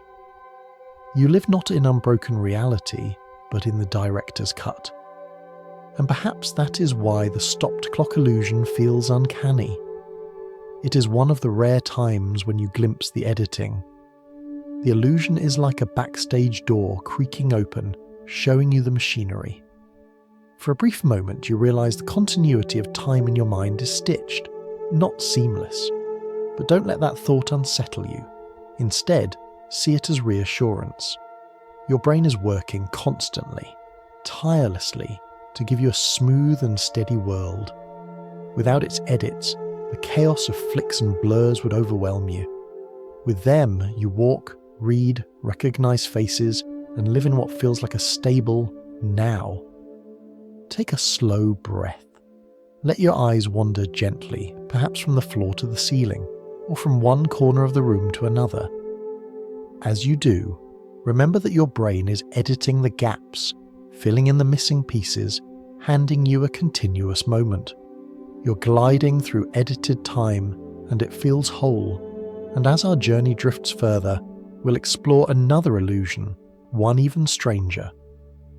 Sometimes the brain does not only smooth over gaps, it predicts the future. It places moving objects ahead of where they truly are, creating an imaginary present. We live at times not in what has happened, but in what the mind expects to happen next. Imagine watching a ball roll across a field on a bright afternoon. Suddenly a camera flash goes off. Where do you see the ball at the instant of the flash? You might think you see it exactly where it was, frozen by the light. But in truth, your brain places it slightly ahead, further along its path. This curious trick is called the flash lag illusion, and it shows that your mind sometimes doesn't just report the present, it predicts it. Your eyes and brain face a constant challenge. Signals take time to arrive. Light strikes your eyes. Nerves carry the message. The brain processes it. By the time you're aware, the ball has already moved. If your brain showed you the raw input, you would always be living behind reality. To compensate, your mind guesses. It looks at the ball's motion and projects forward, so that what you experience as now is actually a predicted version of events. Most of the time, this prediction is accurate. It allows you to catch a ball, swing a bat, or step aside from a moving bicycle. Without it, the world would feel slippery, always one step ahead. Your brain keeps you aligned by constantly leaning into the future. The flash lag illusion reveals this hidden trick. When the flash goes off, it shows you the ball's real position. But your brain's prediction places the ball slightly further along. The result is that the ball and the flash appear out of sync, as if the flash lagged behind. In reality, the flash was exact and your perception was shifted. Think of it like a sports commentator describing a play a split second before it happens. He's about to pass the ball, they say, and indeed, the pass comes. You feel impressed at their foresight. Your brain is doing this all the time, quietly, automatically, without your awareness. It is narrating the world just ahead of the present. Or picture driving on a road at night. The headlights sweep across a bend, and your hands steer into the curve. You don't wait until the road is directly in front of you. You anticipate where it will be. That anticipation is what keeps the ride smooth. The brain's prediction is like steering into the curve of time. This predictive power comes with quirks. In fast-paced sports, for example, players often feel as though the ball jumps ahead or moves faster than it should. Slow-motion replays show the ball's true position, and it doesn't match what the players thought they saw. Their brains had rendered a predicted now slightly ahead of reality. It may feel unsettling to realize that the present you experience is partly imaginary, but in a way, it is also comforting. The brain does not let you stumble behind reality. It gives you a running start, a cushion against delay. Without this prediction, you would always be late, missing the ball, tripping on the step, colliding with the cyclist. With it, you move gracefully through a delayed world. Pause here and consider. Your now is not only a blend of past signals stitched together, but also a gentle push into the future. You live in a stitched and stretched moment, part memory, part forecast. A living hallucination, carefully crafted to keep you balanced. Everyday life is full of these small illusions. When you listen to music, your brain predicts the next beat, letting you tap your foot in time. When you converse, you often finish someone's sentence in your head before they do. When you watch someone throw a ball, you reach your hand to where it will be, not where it was. These predictions are so natural that you forget they are guesses. They feel like reality. The flash lag illusion is simply a rare chance to catch the trick in the act. It is like seeing the hand of the magician move, revealing the secret. For a moment, you notice that your brain is not a perfect mirror of the world. but an artist painting slightly ahead of the line, and this leads to a gentle realization. Now is not a single instant pinned to reality. It is a construction, a stitched tapestry of what has just happened and what your brain expects will happen next. You live in a corridor between memory and prediction, walking steadily even though the walls shift around you. Take a slow breath and imagine standing on that corridor. Behind you, footsteps echo. The past, already stitched into your present. Ahead of you, faint lights flicker. The predictions, drawn by your brain to keep you aligned. Together they form the path you call now. There is something tender in this. The brain does not simply accept delay. It helps you by leaning into tomorrow. It carries you forward, smoothing the world so you don't stumble. It means that every time you catch a ball, walk downstairs, or nod to the rhythm of a song, you're living in a slightly imaginary present. And yet it feels utterly real. And as we continue drifting, we'll find that the present is not only predicted, but also stretched. Your brain doesn't experience now as a single point, but as a short window, 2 or 3 seconds wide, in which moments blend like notes into a melody. This specious present is another way the mind softens reality, giving you continuity instead of fragments. Think of listening to a song, not a single note, but a phrase, 3 or 4 notes that flow into each other. If you heard them one at a time with silence between, they would sound disconnected, but together they form a melody. That small span of time, just a few seconds, feels like one unified moment. This is what philosophers and psychologists call the specious present, the short window of time that your mind holds together and calls now. Unlike the ticking of a clock, the present is not razor thin. It is not a single instant balanced on the edge of past and future. Instead, it is stretched, like a short ribbon. Most researchers suggest it is about 2 to 3 seconds wide. Within that ribbon, your brain blends together sights, sounds, touches, and thoughts into a seamless experience. Think of reciting a short sentence out loud. It is a lovely day. You don't experience each word in isolation. Instead, the whole sentence seems to hang in the air as one thought. That's your specious present at work, a small stage wide enough to hold several beats at once. Or picture a wave rolling toward the shore. It has a crest, a slope, and then it breaks into foam. The whole wave lasts a few seconds, and yet you see it as one event, not separate fragments. Your sense of now stretches just far enough to contain it. This window is essential for making sense of the world. Imagine if your present were only a fraction of a second long. Every blink, every sound, every touch would be isolated, disconnected. You would not hear melodies, only notes. You would not see motion, only still frames. You would not understand sentences, only syllables. Life would fracture into pieces too small to live in. Instead, your mind gives you this rolling present, wide enough to weave events into flow. Each ribbon overlaps the next. You compare what just happened with what is happening now, and from that comparison comes the feeling of time moving forward. You might notice this in poetry.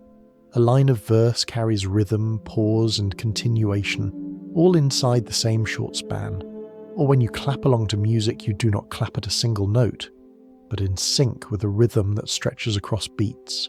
Your present is musical, not mechanical. Even silence teaches the same lesson. Listen to the gap between sounds, a bird calling, then quiet, then another call. The silence itself feels part of the moment, not empty but holding continuity. The specious present is not just filled with signals, but also with the spaces between them. Scientists have studied this by asking people to judge intervals. When tones or lights appear within a few seconds of each other, people group them into one experience. Beyond that span, the mind separates them. It is as though the brain has a built-in window, 2 to 3 seconds wide, that defines what counts as together. But this window is not fixed. In meditation, people sometimes report that moments feel wider, stretched out. In states of excitement, the present can narrow, focus sharply on each split second. The specious present is elastic, expanding and contracting with attention and mood. Pause here and think about your own now. Notice your breath, in, out. Each cycle lasts a few seconds, and yet it feels like a single unit, one event. That is your specious present, the brain wrapping a handful of seconds into one bead on the thread of your life. There is comfort in knowing that your present is not as fragile as a knife's edge. It is a cushion, a span of seconds you can rest inside. Within it, memories of what just happened linger, and expectations of what is about to happen begin. The present is a bridge, not a point. This also means that now is not universal. My present, holding these words, may not align with yours, holding your thoughts as you hear them. Each person carries their own rolling ribbon, woven slightly differently depending on attention, emotion, and memory. Think again of music. A band plays together, but each listener hears slightly differently, one focusing on the drums, another on the voice. All share the same performance, but each experiences a unique present. That's how life works too. We overlap, but never perfectly. And here lies a gentle paradox. If the present is 2 to 3 seconds wide, then you are always living with pieces of the past and hints of the future. Your now is never pure. It is stitched from echoes and forecasts, always a blend. But that blend is what gives it richness, like a chord built from multiple notes. Take another breath and let it stretch. Count slowly to 3. That span, the length of one deep breath, is your present. Everything you feel within it belongs to now. Outside it lies memory and anticipation, but within it lies the fullness of being. And as our quiet path continues, we'll see that the mind's weaving doesn't stop here. Emotions themselves can bend and stretch time. Fear can slow moments to a crawl, while joy can make hours vanish. The brain not only edits and predicts, it also lets feelings warp the very fabric of now. Think back to a time you waited in a hospital or at a bus stop on a rainy day. Minutes stretched like hours. Each tick of the clock seemed to resist moving forward. Now think of a moment of laughter with friends, or losing yourself in a favourite hobby. Hours passed in what felt like minutes. The clock on the wall kept steady pace in both cases, but your mind and your emotions bent time. Deep inside, the brain is a small region called the insular cortex.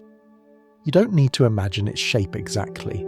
Just think of it as a quiet bridge linking body and feelings to the sense of time. When you're afraid, this part of the brain lights up, amplifying the flow of signals from heartbeat, breath, and muscles. The mind becomes hyper-aware. Every detail is recorded and time itself feels stretched. This is why car accidents or sudden falls often seem to unfold in slow motion. People describe seeing every fragment, the glass shattering, the ground rushing up, the twisting of limbs, as if each instant were elongated. In reality, nothing slowed. The brain simply captured more detail, and the present was filled with extra frames, like a film running in slow motion. On the other hand, joy compresses time. When you're engaged, happy, or absorbed, the insular cortex receives less alarm, less demand to capture detail. The mind relaxes, smoothing moments into longer spans. Hours slide by without weight. It is not only extreme situations that show this. Everyday life carries its own examples. Waiting in line at the store, each minute feels heavy. Sitting in a park, listening to music, an hour feels like a single sigh. The difference is not in the clock, but in the way emotions stretch or compress the ribbon of your present. This has been studied in simple ways. Ask people to sit in silence and estimate when a minute has passed. Those who feel calm or bored often say the minute lasted longer. Those who feel engaged or joyful often say it was shorter. The internal clock, influenced by emotion, does not keep steady time. There is something tender in this. Your sense of now is not a rigid machine, but a living fabric, pliable and responsive to feeling. Fear tightens it, stretching each second until it groans. Joy softens it, allowing hours to slip through unnoticed. Pause for a breath. Remember a childhood afternoon when you felt carefree, perhaps running through grass or playing under the sun. Those afternoons felt endless. Now think of adulthood, when hours at work vanish and days blend. The brain, tuned differently by age and emotion, bends the clock in ways you can feel but not measure. It's worth noticing that this bending is not a flaw. It helps survival. When danger strikes, the brain expands the present, giving you more information to react. When you are safe, it compresses, saving energy, letting you rest. Time's elasticity is not brokenness, but adaptation. Think of it like walking through a forest. When you sense danger, perhaps a rustle in the bushes, you slow, noticing every twig and shadow. When you feel safe, you walk lightly, hardly counting steps. Time bends to serve you, not the other way around. This bending also explains why memories carry different weights. Traumatic events feel etched, carved in high detail because time seemed slow. Joyful events, though fleeting, glow because they passed too quickly. Ordinary days with neutral emotions slip by unnoticed, barely filling the album of memory. Take another slow breath, let it stretch. Inhale, exhale. Notice how even now your sense of the moment widens or narrows depending on mood. Calm can make the breath feel full. Restlessness can make the same breath feel rushed. Time is a mirror reflecting how you feel inside. So when someone says, "Time flies when you're having fun," it isn't just a phrase, it is neuroscience and poetry meeting. The insular cortex, your body's rhythms, your emotions, all combine to warp the ribbon of your present. There is a gentle lesson here. If fear can stretch time and joy can compress it, then your life is not only measured in hours and days, it is measured in feelings. 1 hour of dread can feel longer than an entire joyful afternoon. And sometimes choosing what to feel or what to focus on can change how you live time itself. As our quiet journey drifts onward, we'll see more of these emotional illusions. Déjà vu, when a moment feels repeated, the strange expansion of time in accidents, and the way age makes summers shorter. Each one is another reminder that now is not fixed. It is elastic, bending to memory, emotion, and life's unfolding. Have you ever stepped into a room, heard a phrase, or seen a scene unfold and felt a shiver of familiarity? The sense that you had already lived this exact moment before. That uncanny sensation is called déjà vu, already seen. For a few seconds, the present feels doubled. You are both here now and here again. Scientists think this arises from a small mistiming in the brain. Signals that should arrive together arrive slightly out of sync. One pathway delivers the message a fraction earlier, and another delivers it a fraction later. Your mind interprets the second arrival as a memory of the first, even though both are happening in the present. The result is the eerie impression of repetition. Déjà vu reminds us that the now you feel is stitched, fragile, and subject to slips. A delay of just a breath of time can create the illusion of a life already lived. It is like hearing an echo and mistaking it for a memory of your own voice. Now consider another distortion, the slow motion effect during danger. People who have fallen from a bike, swerved in a car, or faced sudden peril often describe time stretching, every detail unfolding frame by frame. Of course, the external clock did not slow. The brain simply gathered more information, capturing each flicker of detail, and then memory replayed it as elongated. It is as if the mind switched to high-speed filming and later played it back at normal speed, making the event seem stretched. This survival trick makes sense. When danger strikes, you need detail. Every shard of glass, every bend in the road, every angle of a fall matters. The brain floods with attention, expanding the present into a wide canvas. You're granted more frames in the film reel of now, so that your body can react quickly. And yet, when the event is over, the memory carries that strange elongation. The world slowed, though the clock never did. There is a quieter version of this in ordinary life. Waiting for news, sitting in an exam, holding your breath during suspense, time crawls. In moments of stress, your brain sharpens its awareness, lengthening each second. But joy and ease do the opposite. This leads us to another distortion, one not of moments but of years. The way time seems to accelerate with age. Ask a child how long summer lasted, and they may say, forever. Ask an adult and they'll say it was gone in a blink. Objectively, the months are the same length, but subjectively they change.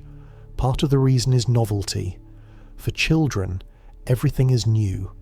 Each day filled with firsts. The brain writes thick pages of memory, making time feel full. For adults, many days repeat. Commutes, routines, familiar tasks. The brain saves space by compressing repeated patterns, writing thinner pages. When you look back, fewer details fill the album, and the months feel shorter. Another reason is proportion. A year in the life of a 10-year-old is 1/10 of everything they've lived. A year for a 50-year-old is 1/50th, a smaller slice of the whole. The brain senses that difference and translates it into speed. Pause for a moment. Think of a summer from childhood. Perhaps days felt endless, afternoons stretched wide, even boredom had weight. Now think of the past year. Did it pass more quickly? That is the mind bending the clock, not the clock itself. There is a tender lesson here. If time feels longer when it is filled with novelty, perhaps the way to slow it is not to chase the clock, but to fill life with freshness, new places, new experiences, even small surprises. A walk on a new street, a recipe never tried, a conversation with someone unexpected. Each new page thickens the book of time. Déjà vu, slow motion, the quickening of age, all remind us that now is not fixed. It is elastic, bending with memory, fear, novelty, and routine. You do not live in one steady present, but in a shifting one, coloured by the rhythms of your brain. Take a breath and notice how this very moment feels. Is it stretched, slow, filled with detail, or is it gliding, light, and quick? The answer is less about the clock on the wall and more about your own state of mind. And so, when you next feel déjà vu, treat it as a glimpse into the weaving of now. When time slows in danger, see it as your brain widening its lens. When years seem to fly, remember that novelty can thicken the pages again. As our journey drifts further, we'll step away from emotions and illusions for a while and wander into philosophy and quantum whispers. There, we'll find questions even stranger. Does only the present exist, or do past and future sit equally real beside it? Could quantum physics itself resist the very idea of now? These questions, though heavy, we will carry lightly, like lanterns in the dark. Imagine holding a book in your hands. You flip through the pages and pause halfway. In front of you lie chapters you have not yet read. Behind you are pages filled with words already past. Now ask yourself, which pages are real? Only the one you are reading at this moment, or all of them at once, whether your eyes are on them or not? This gentle question has occupied philosophers for centuries. Some believe in presentism, the idea that only the current moment truly exists. The past has slipped away into nothing, the future has not yet been born, and only this fleeting instant is real. Others believe in eternalism, the idea that past, present, and future all exist equally, like pages of the book. You're reading one page at a time, but the others remain as real as the one in front of you. Presentism feels natural. It matches your experience of life. Yesterday is gone. Tomorrow has not yet arrived. You live only in the moment that touches you right now. When you think of a childhood memory, you do not believe you're stepping back into a real, existing past. You believe you're recalling something gone, a ghost in memory. And when you imagine tomorrow, you know it is not here yet. Presentism fits the feeling of living in a river, where only the water beneath your feet exists. But eternalism has its pull as well. In this view, time is not a flowing river, but a landscape. Past, present, and future are all places spread across the terrain. You, the traveller, move through it, but the land itself is fixed. Yesterday exists in its valley, tomorrow waits in its hills, and today is simply the path where your feet touch now. This is sometimes called the block universe. All events, from the first sparks of the cosmos to the quiet moments of your life, coexist as parts of one vast structure. To picture eternalism, return to the book in your hands. All the pages are written. The beginning exists. The ending exists. You simply haven't turned the pages yet. Your experience of time is like reading the book in order, line by line, but the book itself, the whole story, is already there. Which view is true? No one knows. Each has its beauty, and each has its difficulty. Presentism struggles with physics, because relativity shows that different observers do not agree on which events are happening now. If there is only one present, whose is it?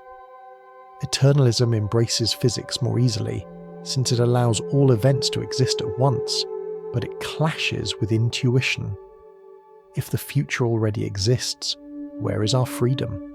Are we just walking through pages already written?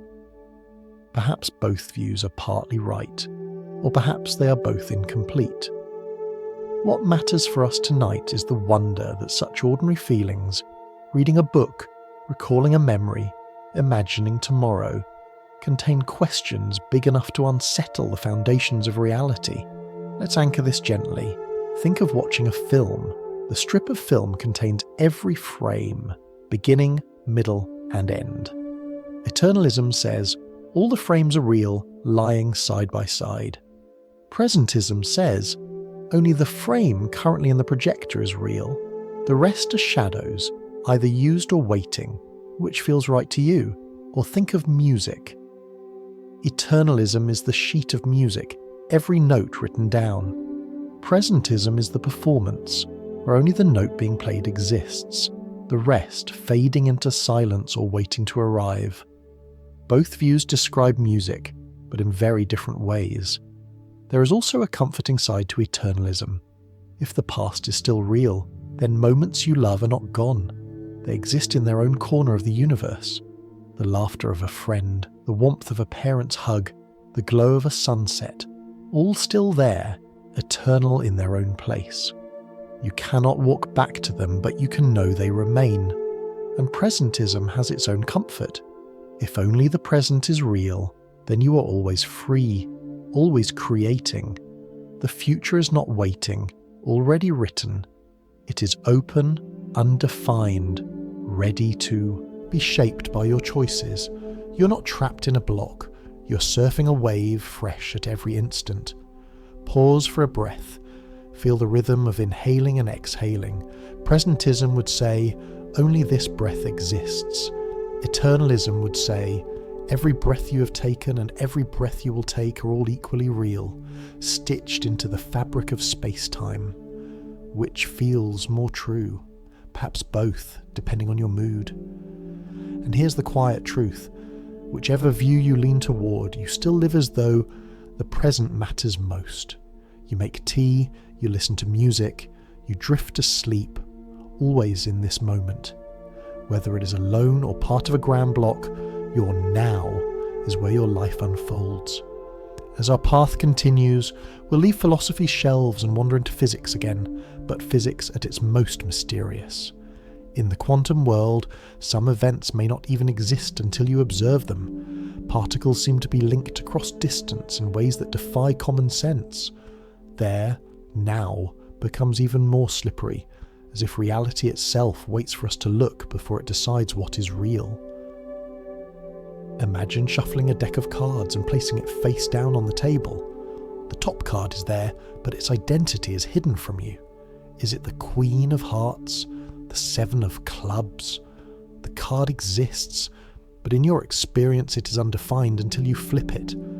Some physicists say the universe works in a similar way. Events are not fixed until they are observed. The moment of now may be partly written only when you look. This is one of the strange lessons of quantum theory. At tiny scales, the size of atoms and particles, reality does not seem solid and definite. Instead, particles drift in clouds of possibility. An electron might be here or there, or in several places at once. Only when measured does it appear in one definite spot. It is as if the act of observing collapses the possibilities into a single choice. If this sounds mysterious, you are not alone. Even Einstein struggled with it. He once said he could not believe the moon was only there when someone looked at it. Surely reality exists whether we observe it or not, and yet experiments keep showing that particles behave as though observation itself matters. Consider the famous double-slit experiment. Shine light through two narrow openings, and instead of forming two bright lines, it makes a pattern of ripples, as if the light is a wave interfering with itself. But if you watch closely, measuring which slit each particle of light goes through, the pattern changes. The particles behave as if they knew they were being observed, collapsing into simple lines. The difference is not in the apparatus, it is in the act of watching. What does this mean for now? It suggests that the present is not entirely pre-written. At the smallest scales, the world waits in a haze of possibilities until some interaction, an observation, a measurement, nudges it into a definite state.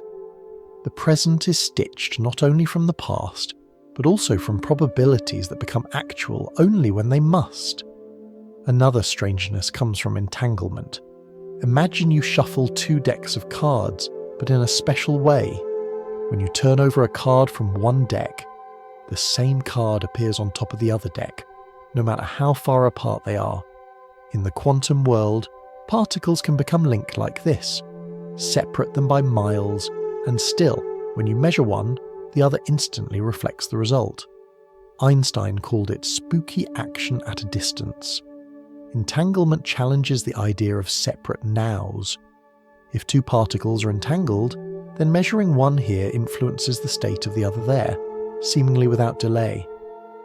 Does that mean they share the same present, even across vast distance? Or does it mean our sense of now is simply too narrow to capture what is happening? Pause for a moment and let this sit. On one hand, relativity tells us that simultaneity is relative. Two observers may disagree on which event happened first. On the other hand, quantum entanglement suggests that distance doesn't matter, that particles can act together instantly. One theory tells us time is personal, the other whispers of a connection that transcends separation. Both are true in their domains, and both leave us wondering what now really means. It is tempting to picture quantum physics as magic, but it is not. It is tested, measured and used every day in technologies like lasers, computers, and medical scanners. The uncertainty and entanglement that trouble our sense of time also power the tools of modern life. Think again of the deck of cards. Life is full of such moments. You sit at a restaurant waiting for your meal. The dish exists in the kitchen, but for you, it is undefined until it arrives. Or think of opening a letter. The words are already written, but for you they bloom into being only when your eyes scan the page. Quantum mechanics says that at the smallest level, the world may work the same way, unfolding into the definite only when it must. Does this mean reality depends on us? Not exactly. The universe does not wait for humans alone. Any interaction, any measurement by another particle, can collapse possibilities into certainty. But it does suggest that now is not a fixed universal event waiting outside us. It is a process, a weaving of potentials into actuality, one observation at a time. There is something humbling in this. Even physics, our most precise science, hesitates to define now. Relativity dissolves simultaneity.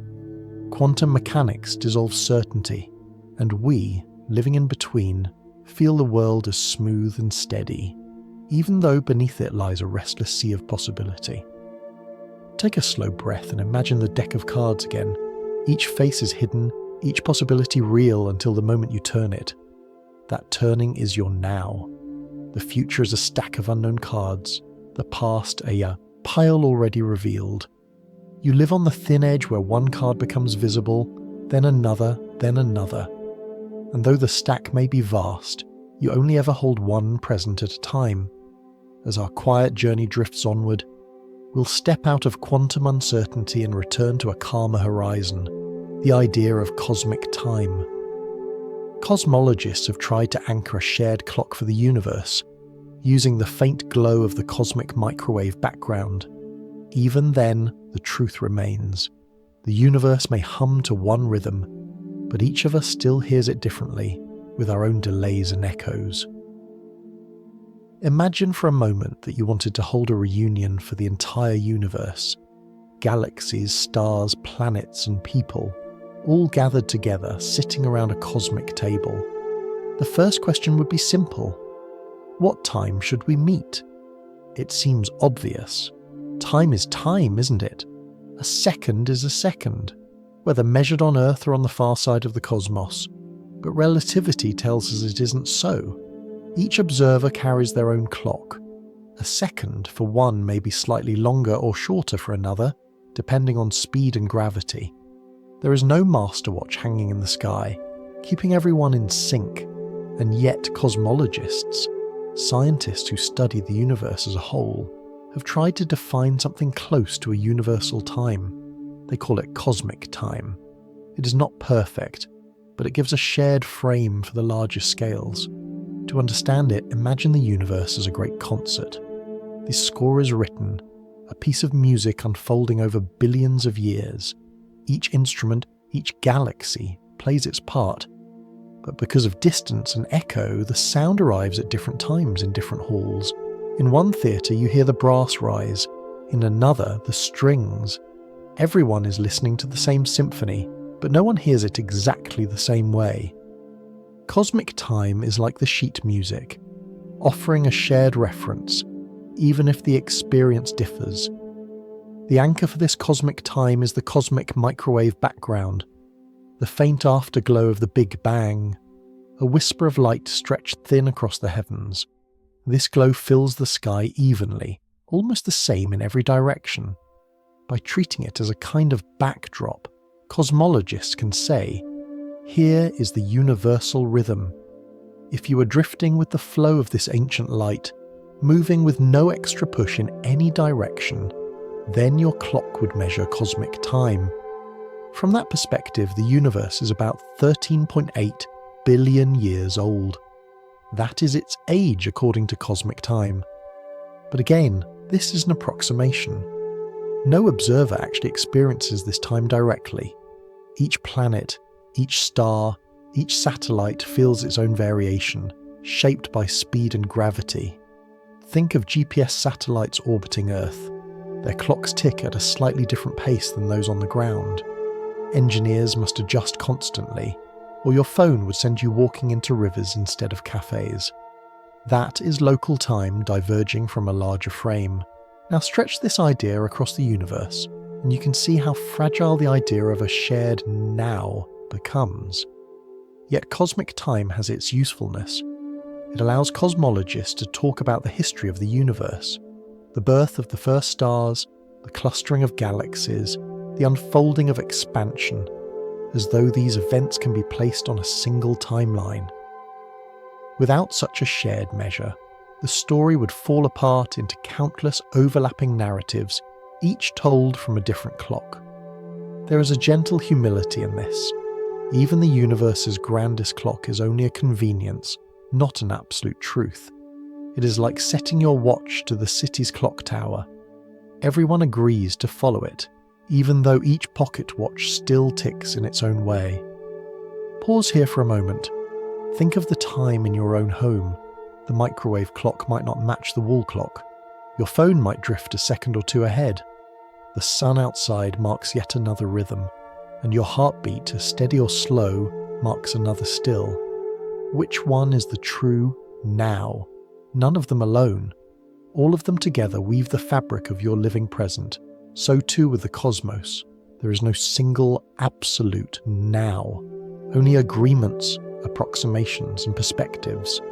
Cosmic time is the universe's closest attempt at a shared calendar, drawn from the glow of its own birth. But each star, each galaxy, each traveller through space hears the symphony differently. This does not make the idea of now meaningless. It makes it plural. It reminds us that time is not a single river flowing through one channel, but a network of streams converging and diverging, all feeding the sea of reality. Take another gentle breath. Imagine yourself lying under the stars, feeling the pulse of your own body. Above you, light from galaxies millions of years old is only now arriving. Around you, clocks tick slightly out of step. Within you, each cell keeps its own rhythm. And still, it all feels like one seamless present. As our journey drifts onward, we'll bring the focus closer, from the cosmic clock to the personal one. We'll look at how your heartbeat, your breath, and your daily cycles create a deeply human now. The cosmos may hum in grand rhythms, but each of us has our own intimate tempo, stitching our life one moment at a time. Lie back for a moment and place your hand on your chest. Feel the steady beat beneath your palm. Each thump is not just a sign of a life, but also a clock. Your heart marks time, not in hours or minutes, but in pulses. Each beat is a tiny now, one after another, stitching your life together. When we think of clocks, we often imagine ticking machines on walls or glowing numbers on a screen. But long before humans made such devices, the body already kept time.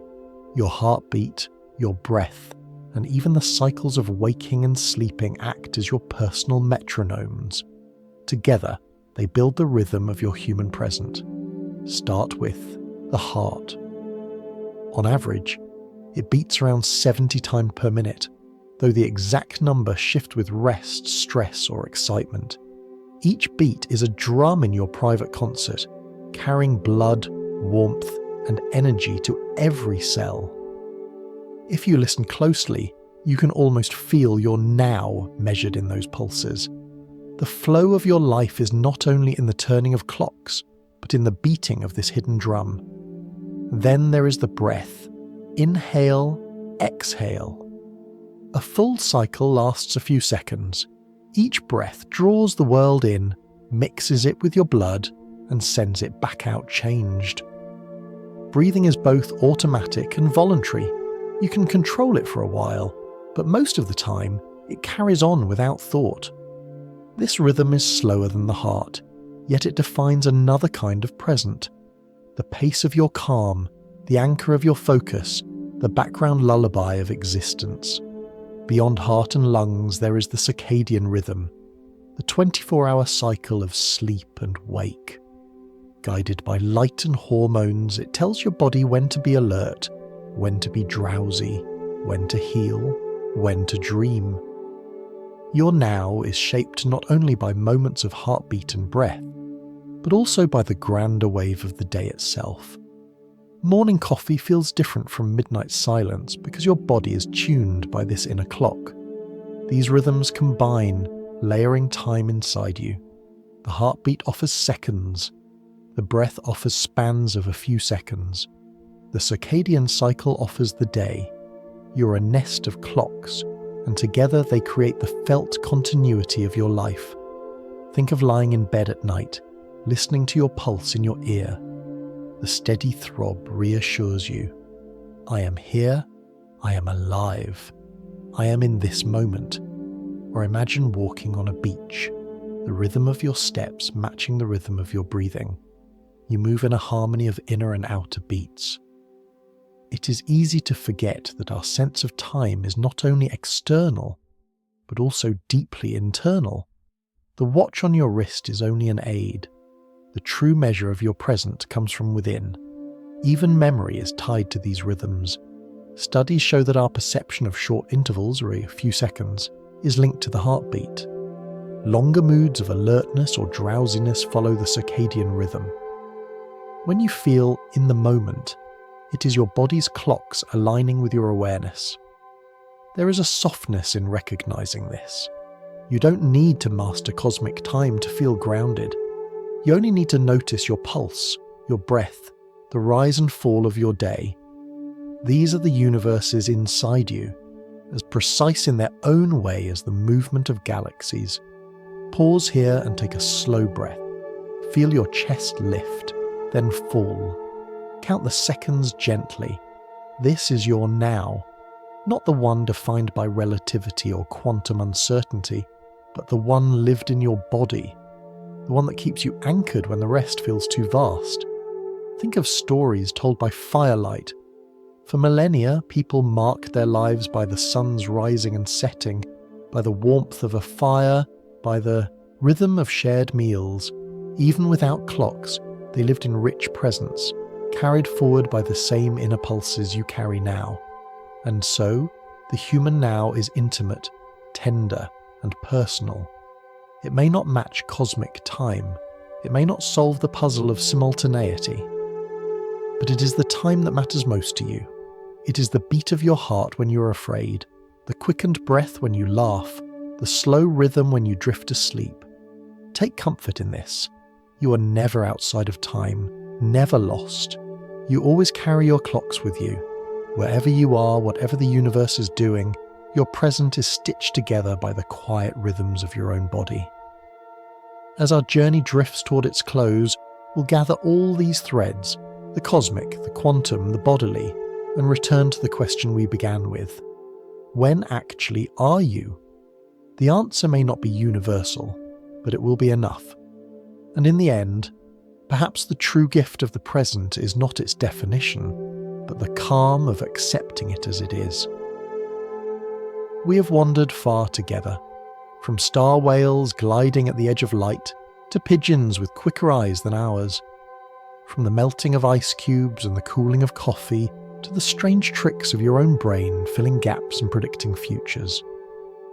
We have strolled through philosophy's gardens, presentism and eternalism, and peeked into quantum shadows where particles wait to decide what they are. We have listened to the heartbeat of the cosmos in its faint microwave glow, and then come back to your own chest, your own breath, the simplest clock of all. And now, as we rest at the end of this journey, we return to the question we began with. When actually are you? The answer, as you've seen, is not simple. There is no single, universal now stretching across the stars. Einstein showed us that simultaneity depends on where you stand, how fast you move, and how heavy the gravity pressing on you is. The universe does not agree on one clock. There is no cosmic referee tapping a baton and declaring, "This is the moment." Your senses add another layer. They are always late, delivering news that has already happened. Light from the moon delayed by a second and a third, from the sun by 8 minutes, from Andromeda by 2.5 million years. Even the warmth of your own tea is known to you only after a small pause, as signals travel from skin to brain. The now you feel is stitched from echoes of the past. Entropy gives yet another thread. It pulls time forward, not backward, ensuring that eggs break, cream mixes into coffee, children grow and stories unfold. The arrow of time stitches your moments into a flow, letting you live not in frozen instants, but in moving chapters. And finally your mind, conductor, editor and artist, creates a seamless present where none exists. It deletes blinks and blurs, predicts what comes next, stretches moments into ribbons of 2 or 3 seconds, bends them, under fear or joy, and sometimes even gives you the eerie sensation of déjà vu. The present you live in is not raw reality, but a carefully crafted stage play, built anew with every breath. So when actually are you? You're here in a stitched-together moment shaped by physics, memory, and perception. You're always a little behind the outside world, but your brain is kind enough to close the gap. You're always moving with the arrow of entropy, but your heart and breath give you rhythm and continuity.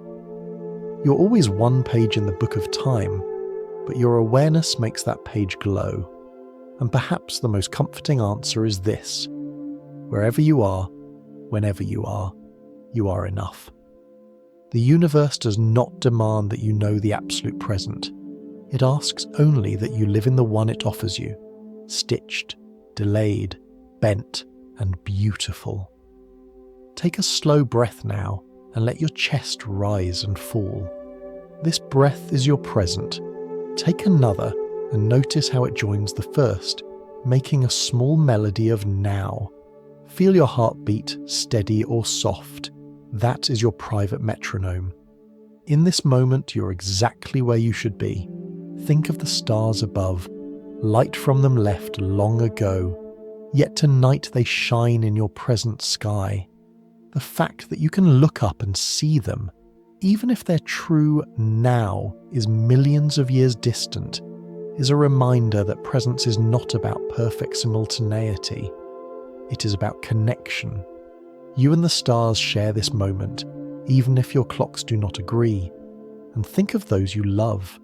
Their lives move in their own rhythms, their own presence, stitched by their own hearts and breaths. Yet when you are with them, you share something real. Not a universal now, but a human now, woven of presence, touch, and attention. So, as this journey draws to a close, let yourself rest in that thought. You don't need to hold the whole universe's time in your hand. You only need to feel your own pulse, your own breath, and the quiet hum of your own mind. That is your present. That is your enough. And now, whether your eyes are still open or already heavy with sleep, you can let the question dissolve. There may never be a single answer to when actually are you, but perhaps the beauty lies in the mystery itself. Time slips, it stretches, it folds itself into places we can't quite follow. And still, you are here, carried by it, safe in the moment it offers. So wherever you are, whenever you are, thank you for walking this quiet path with me. If you drift into dreams now, let them be gentle. If you remain awake, let the calm linger with you. And remember, in the endless sea of time, there is always a shore called now where you can rest.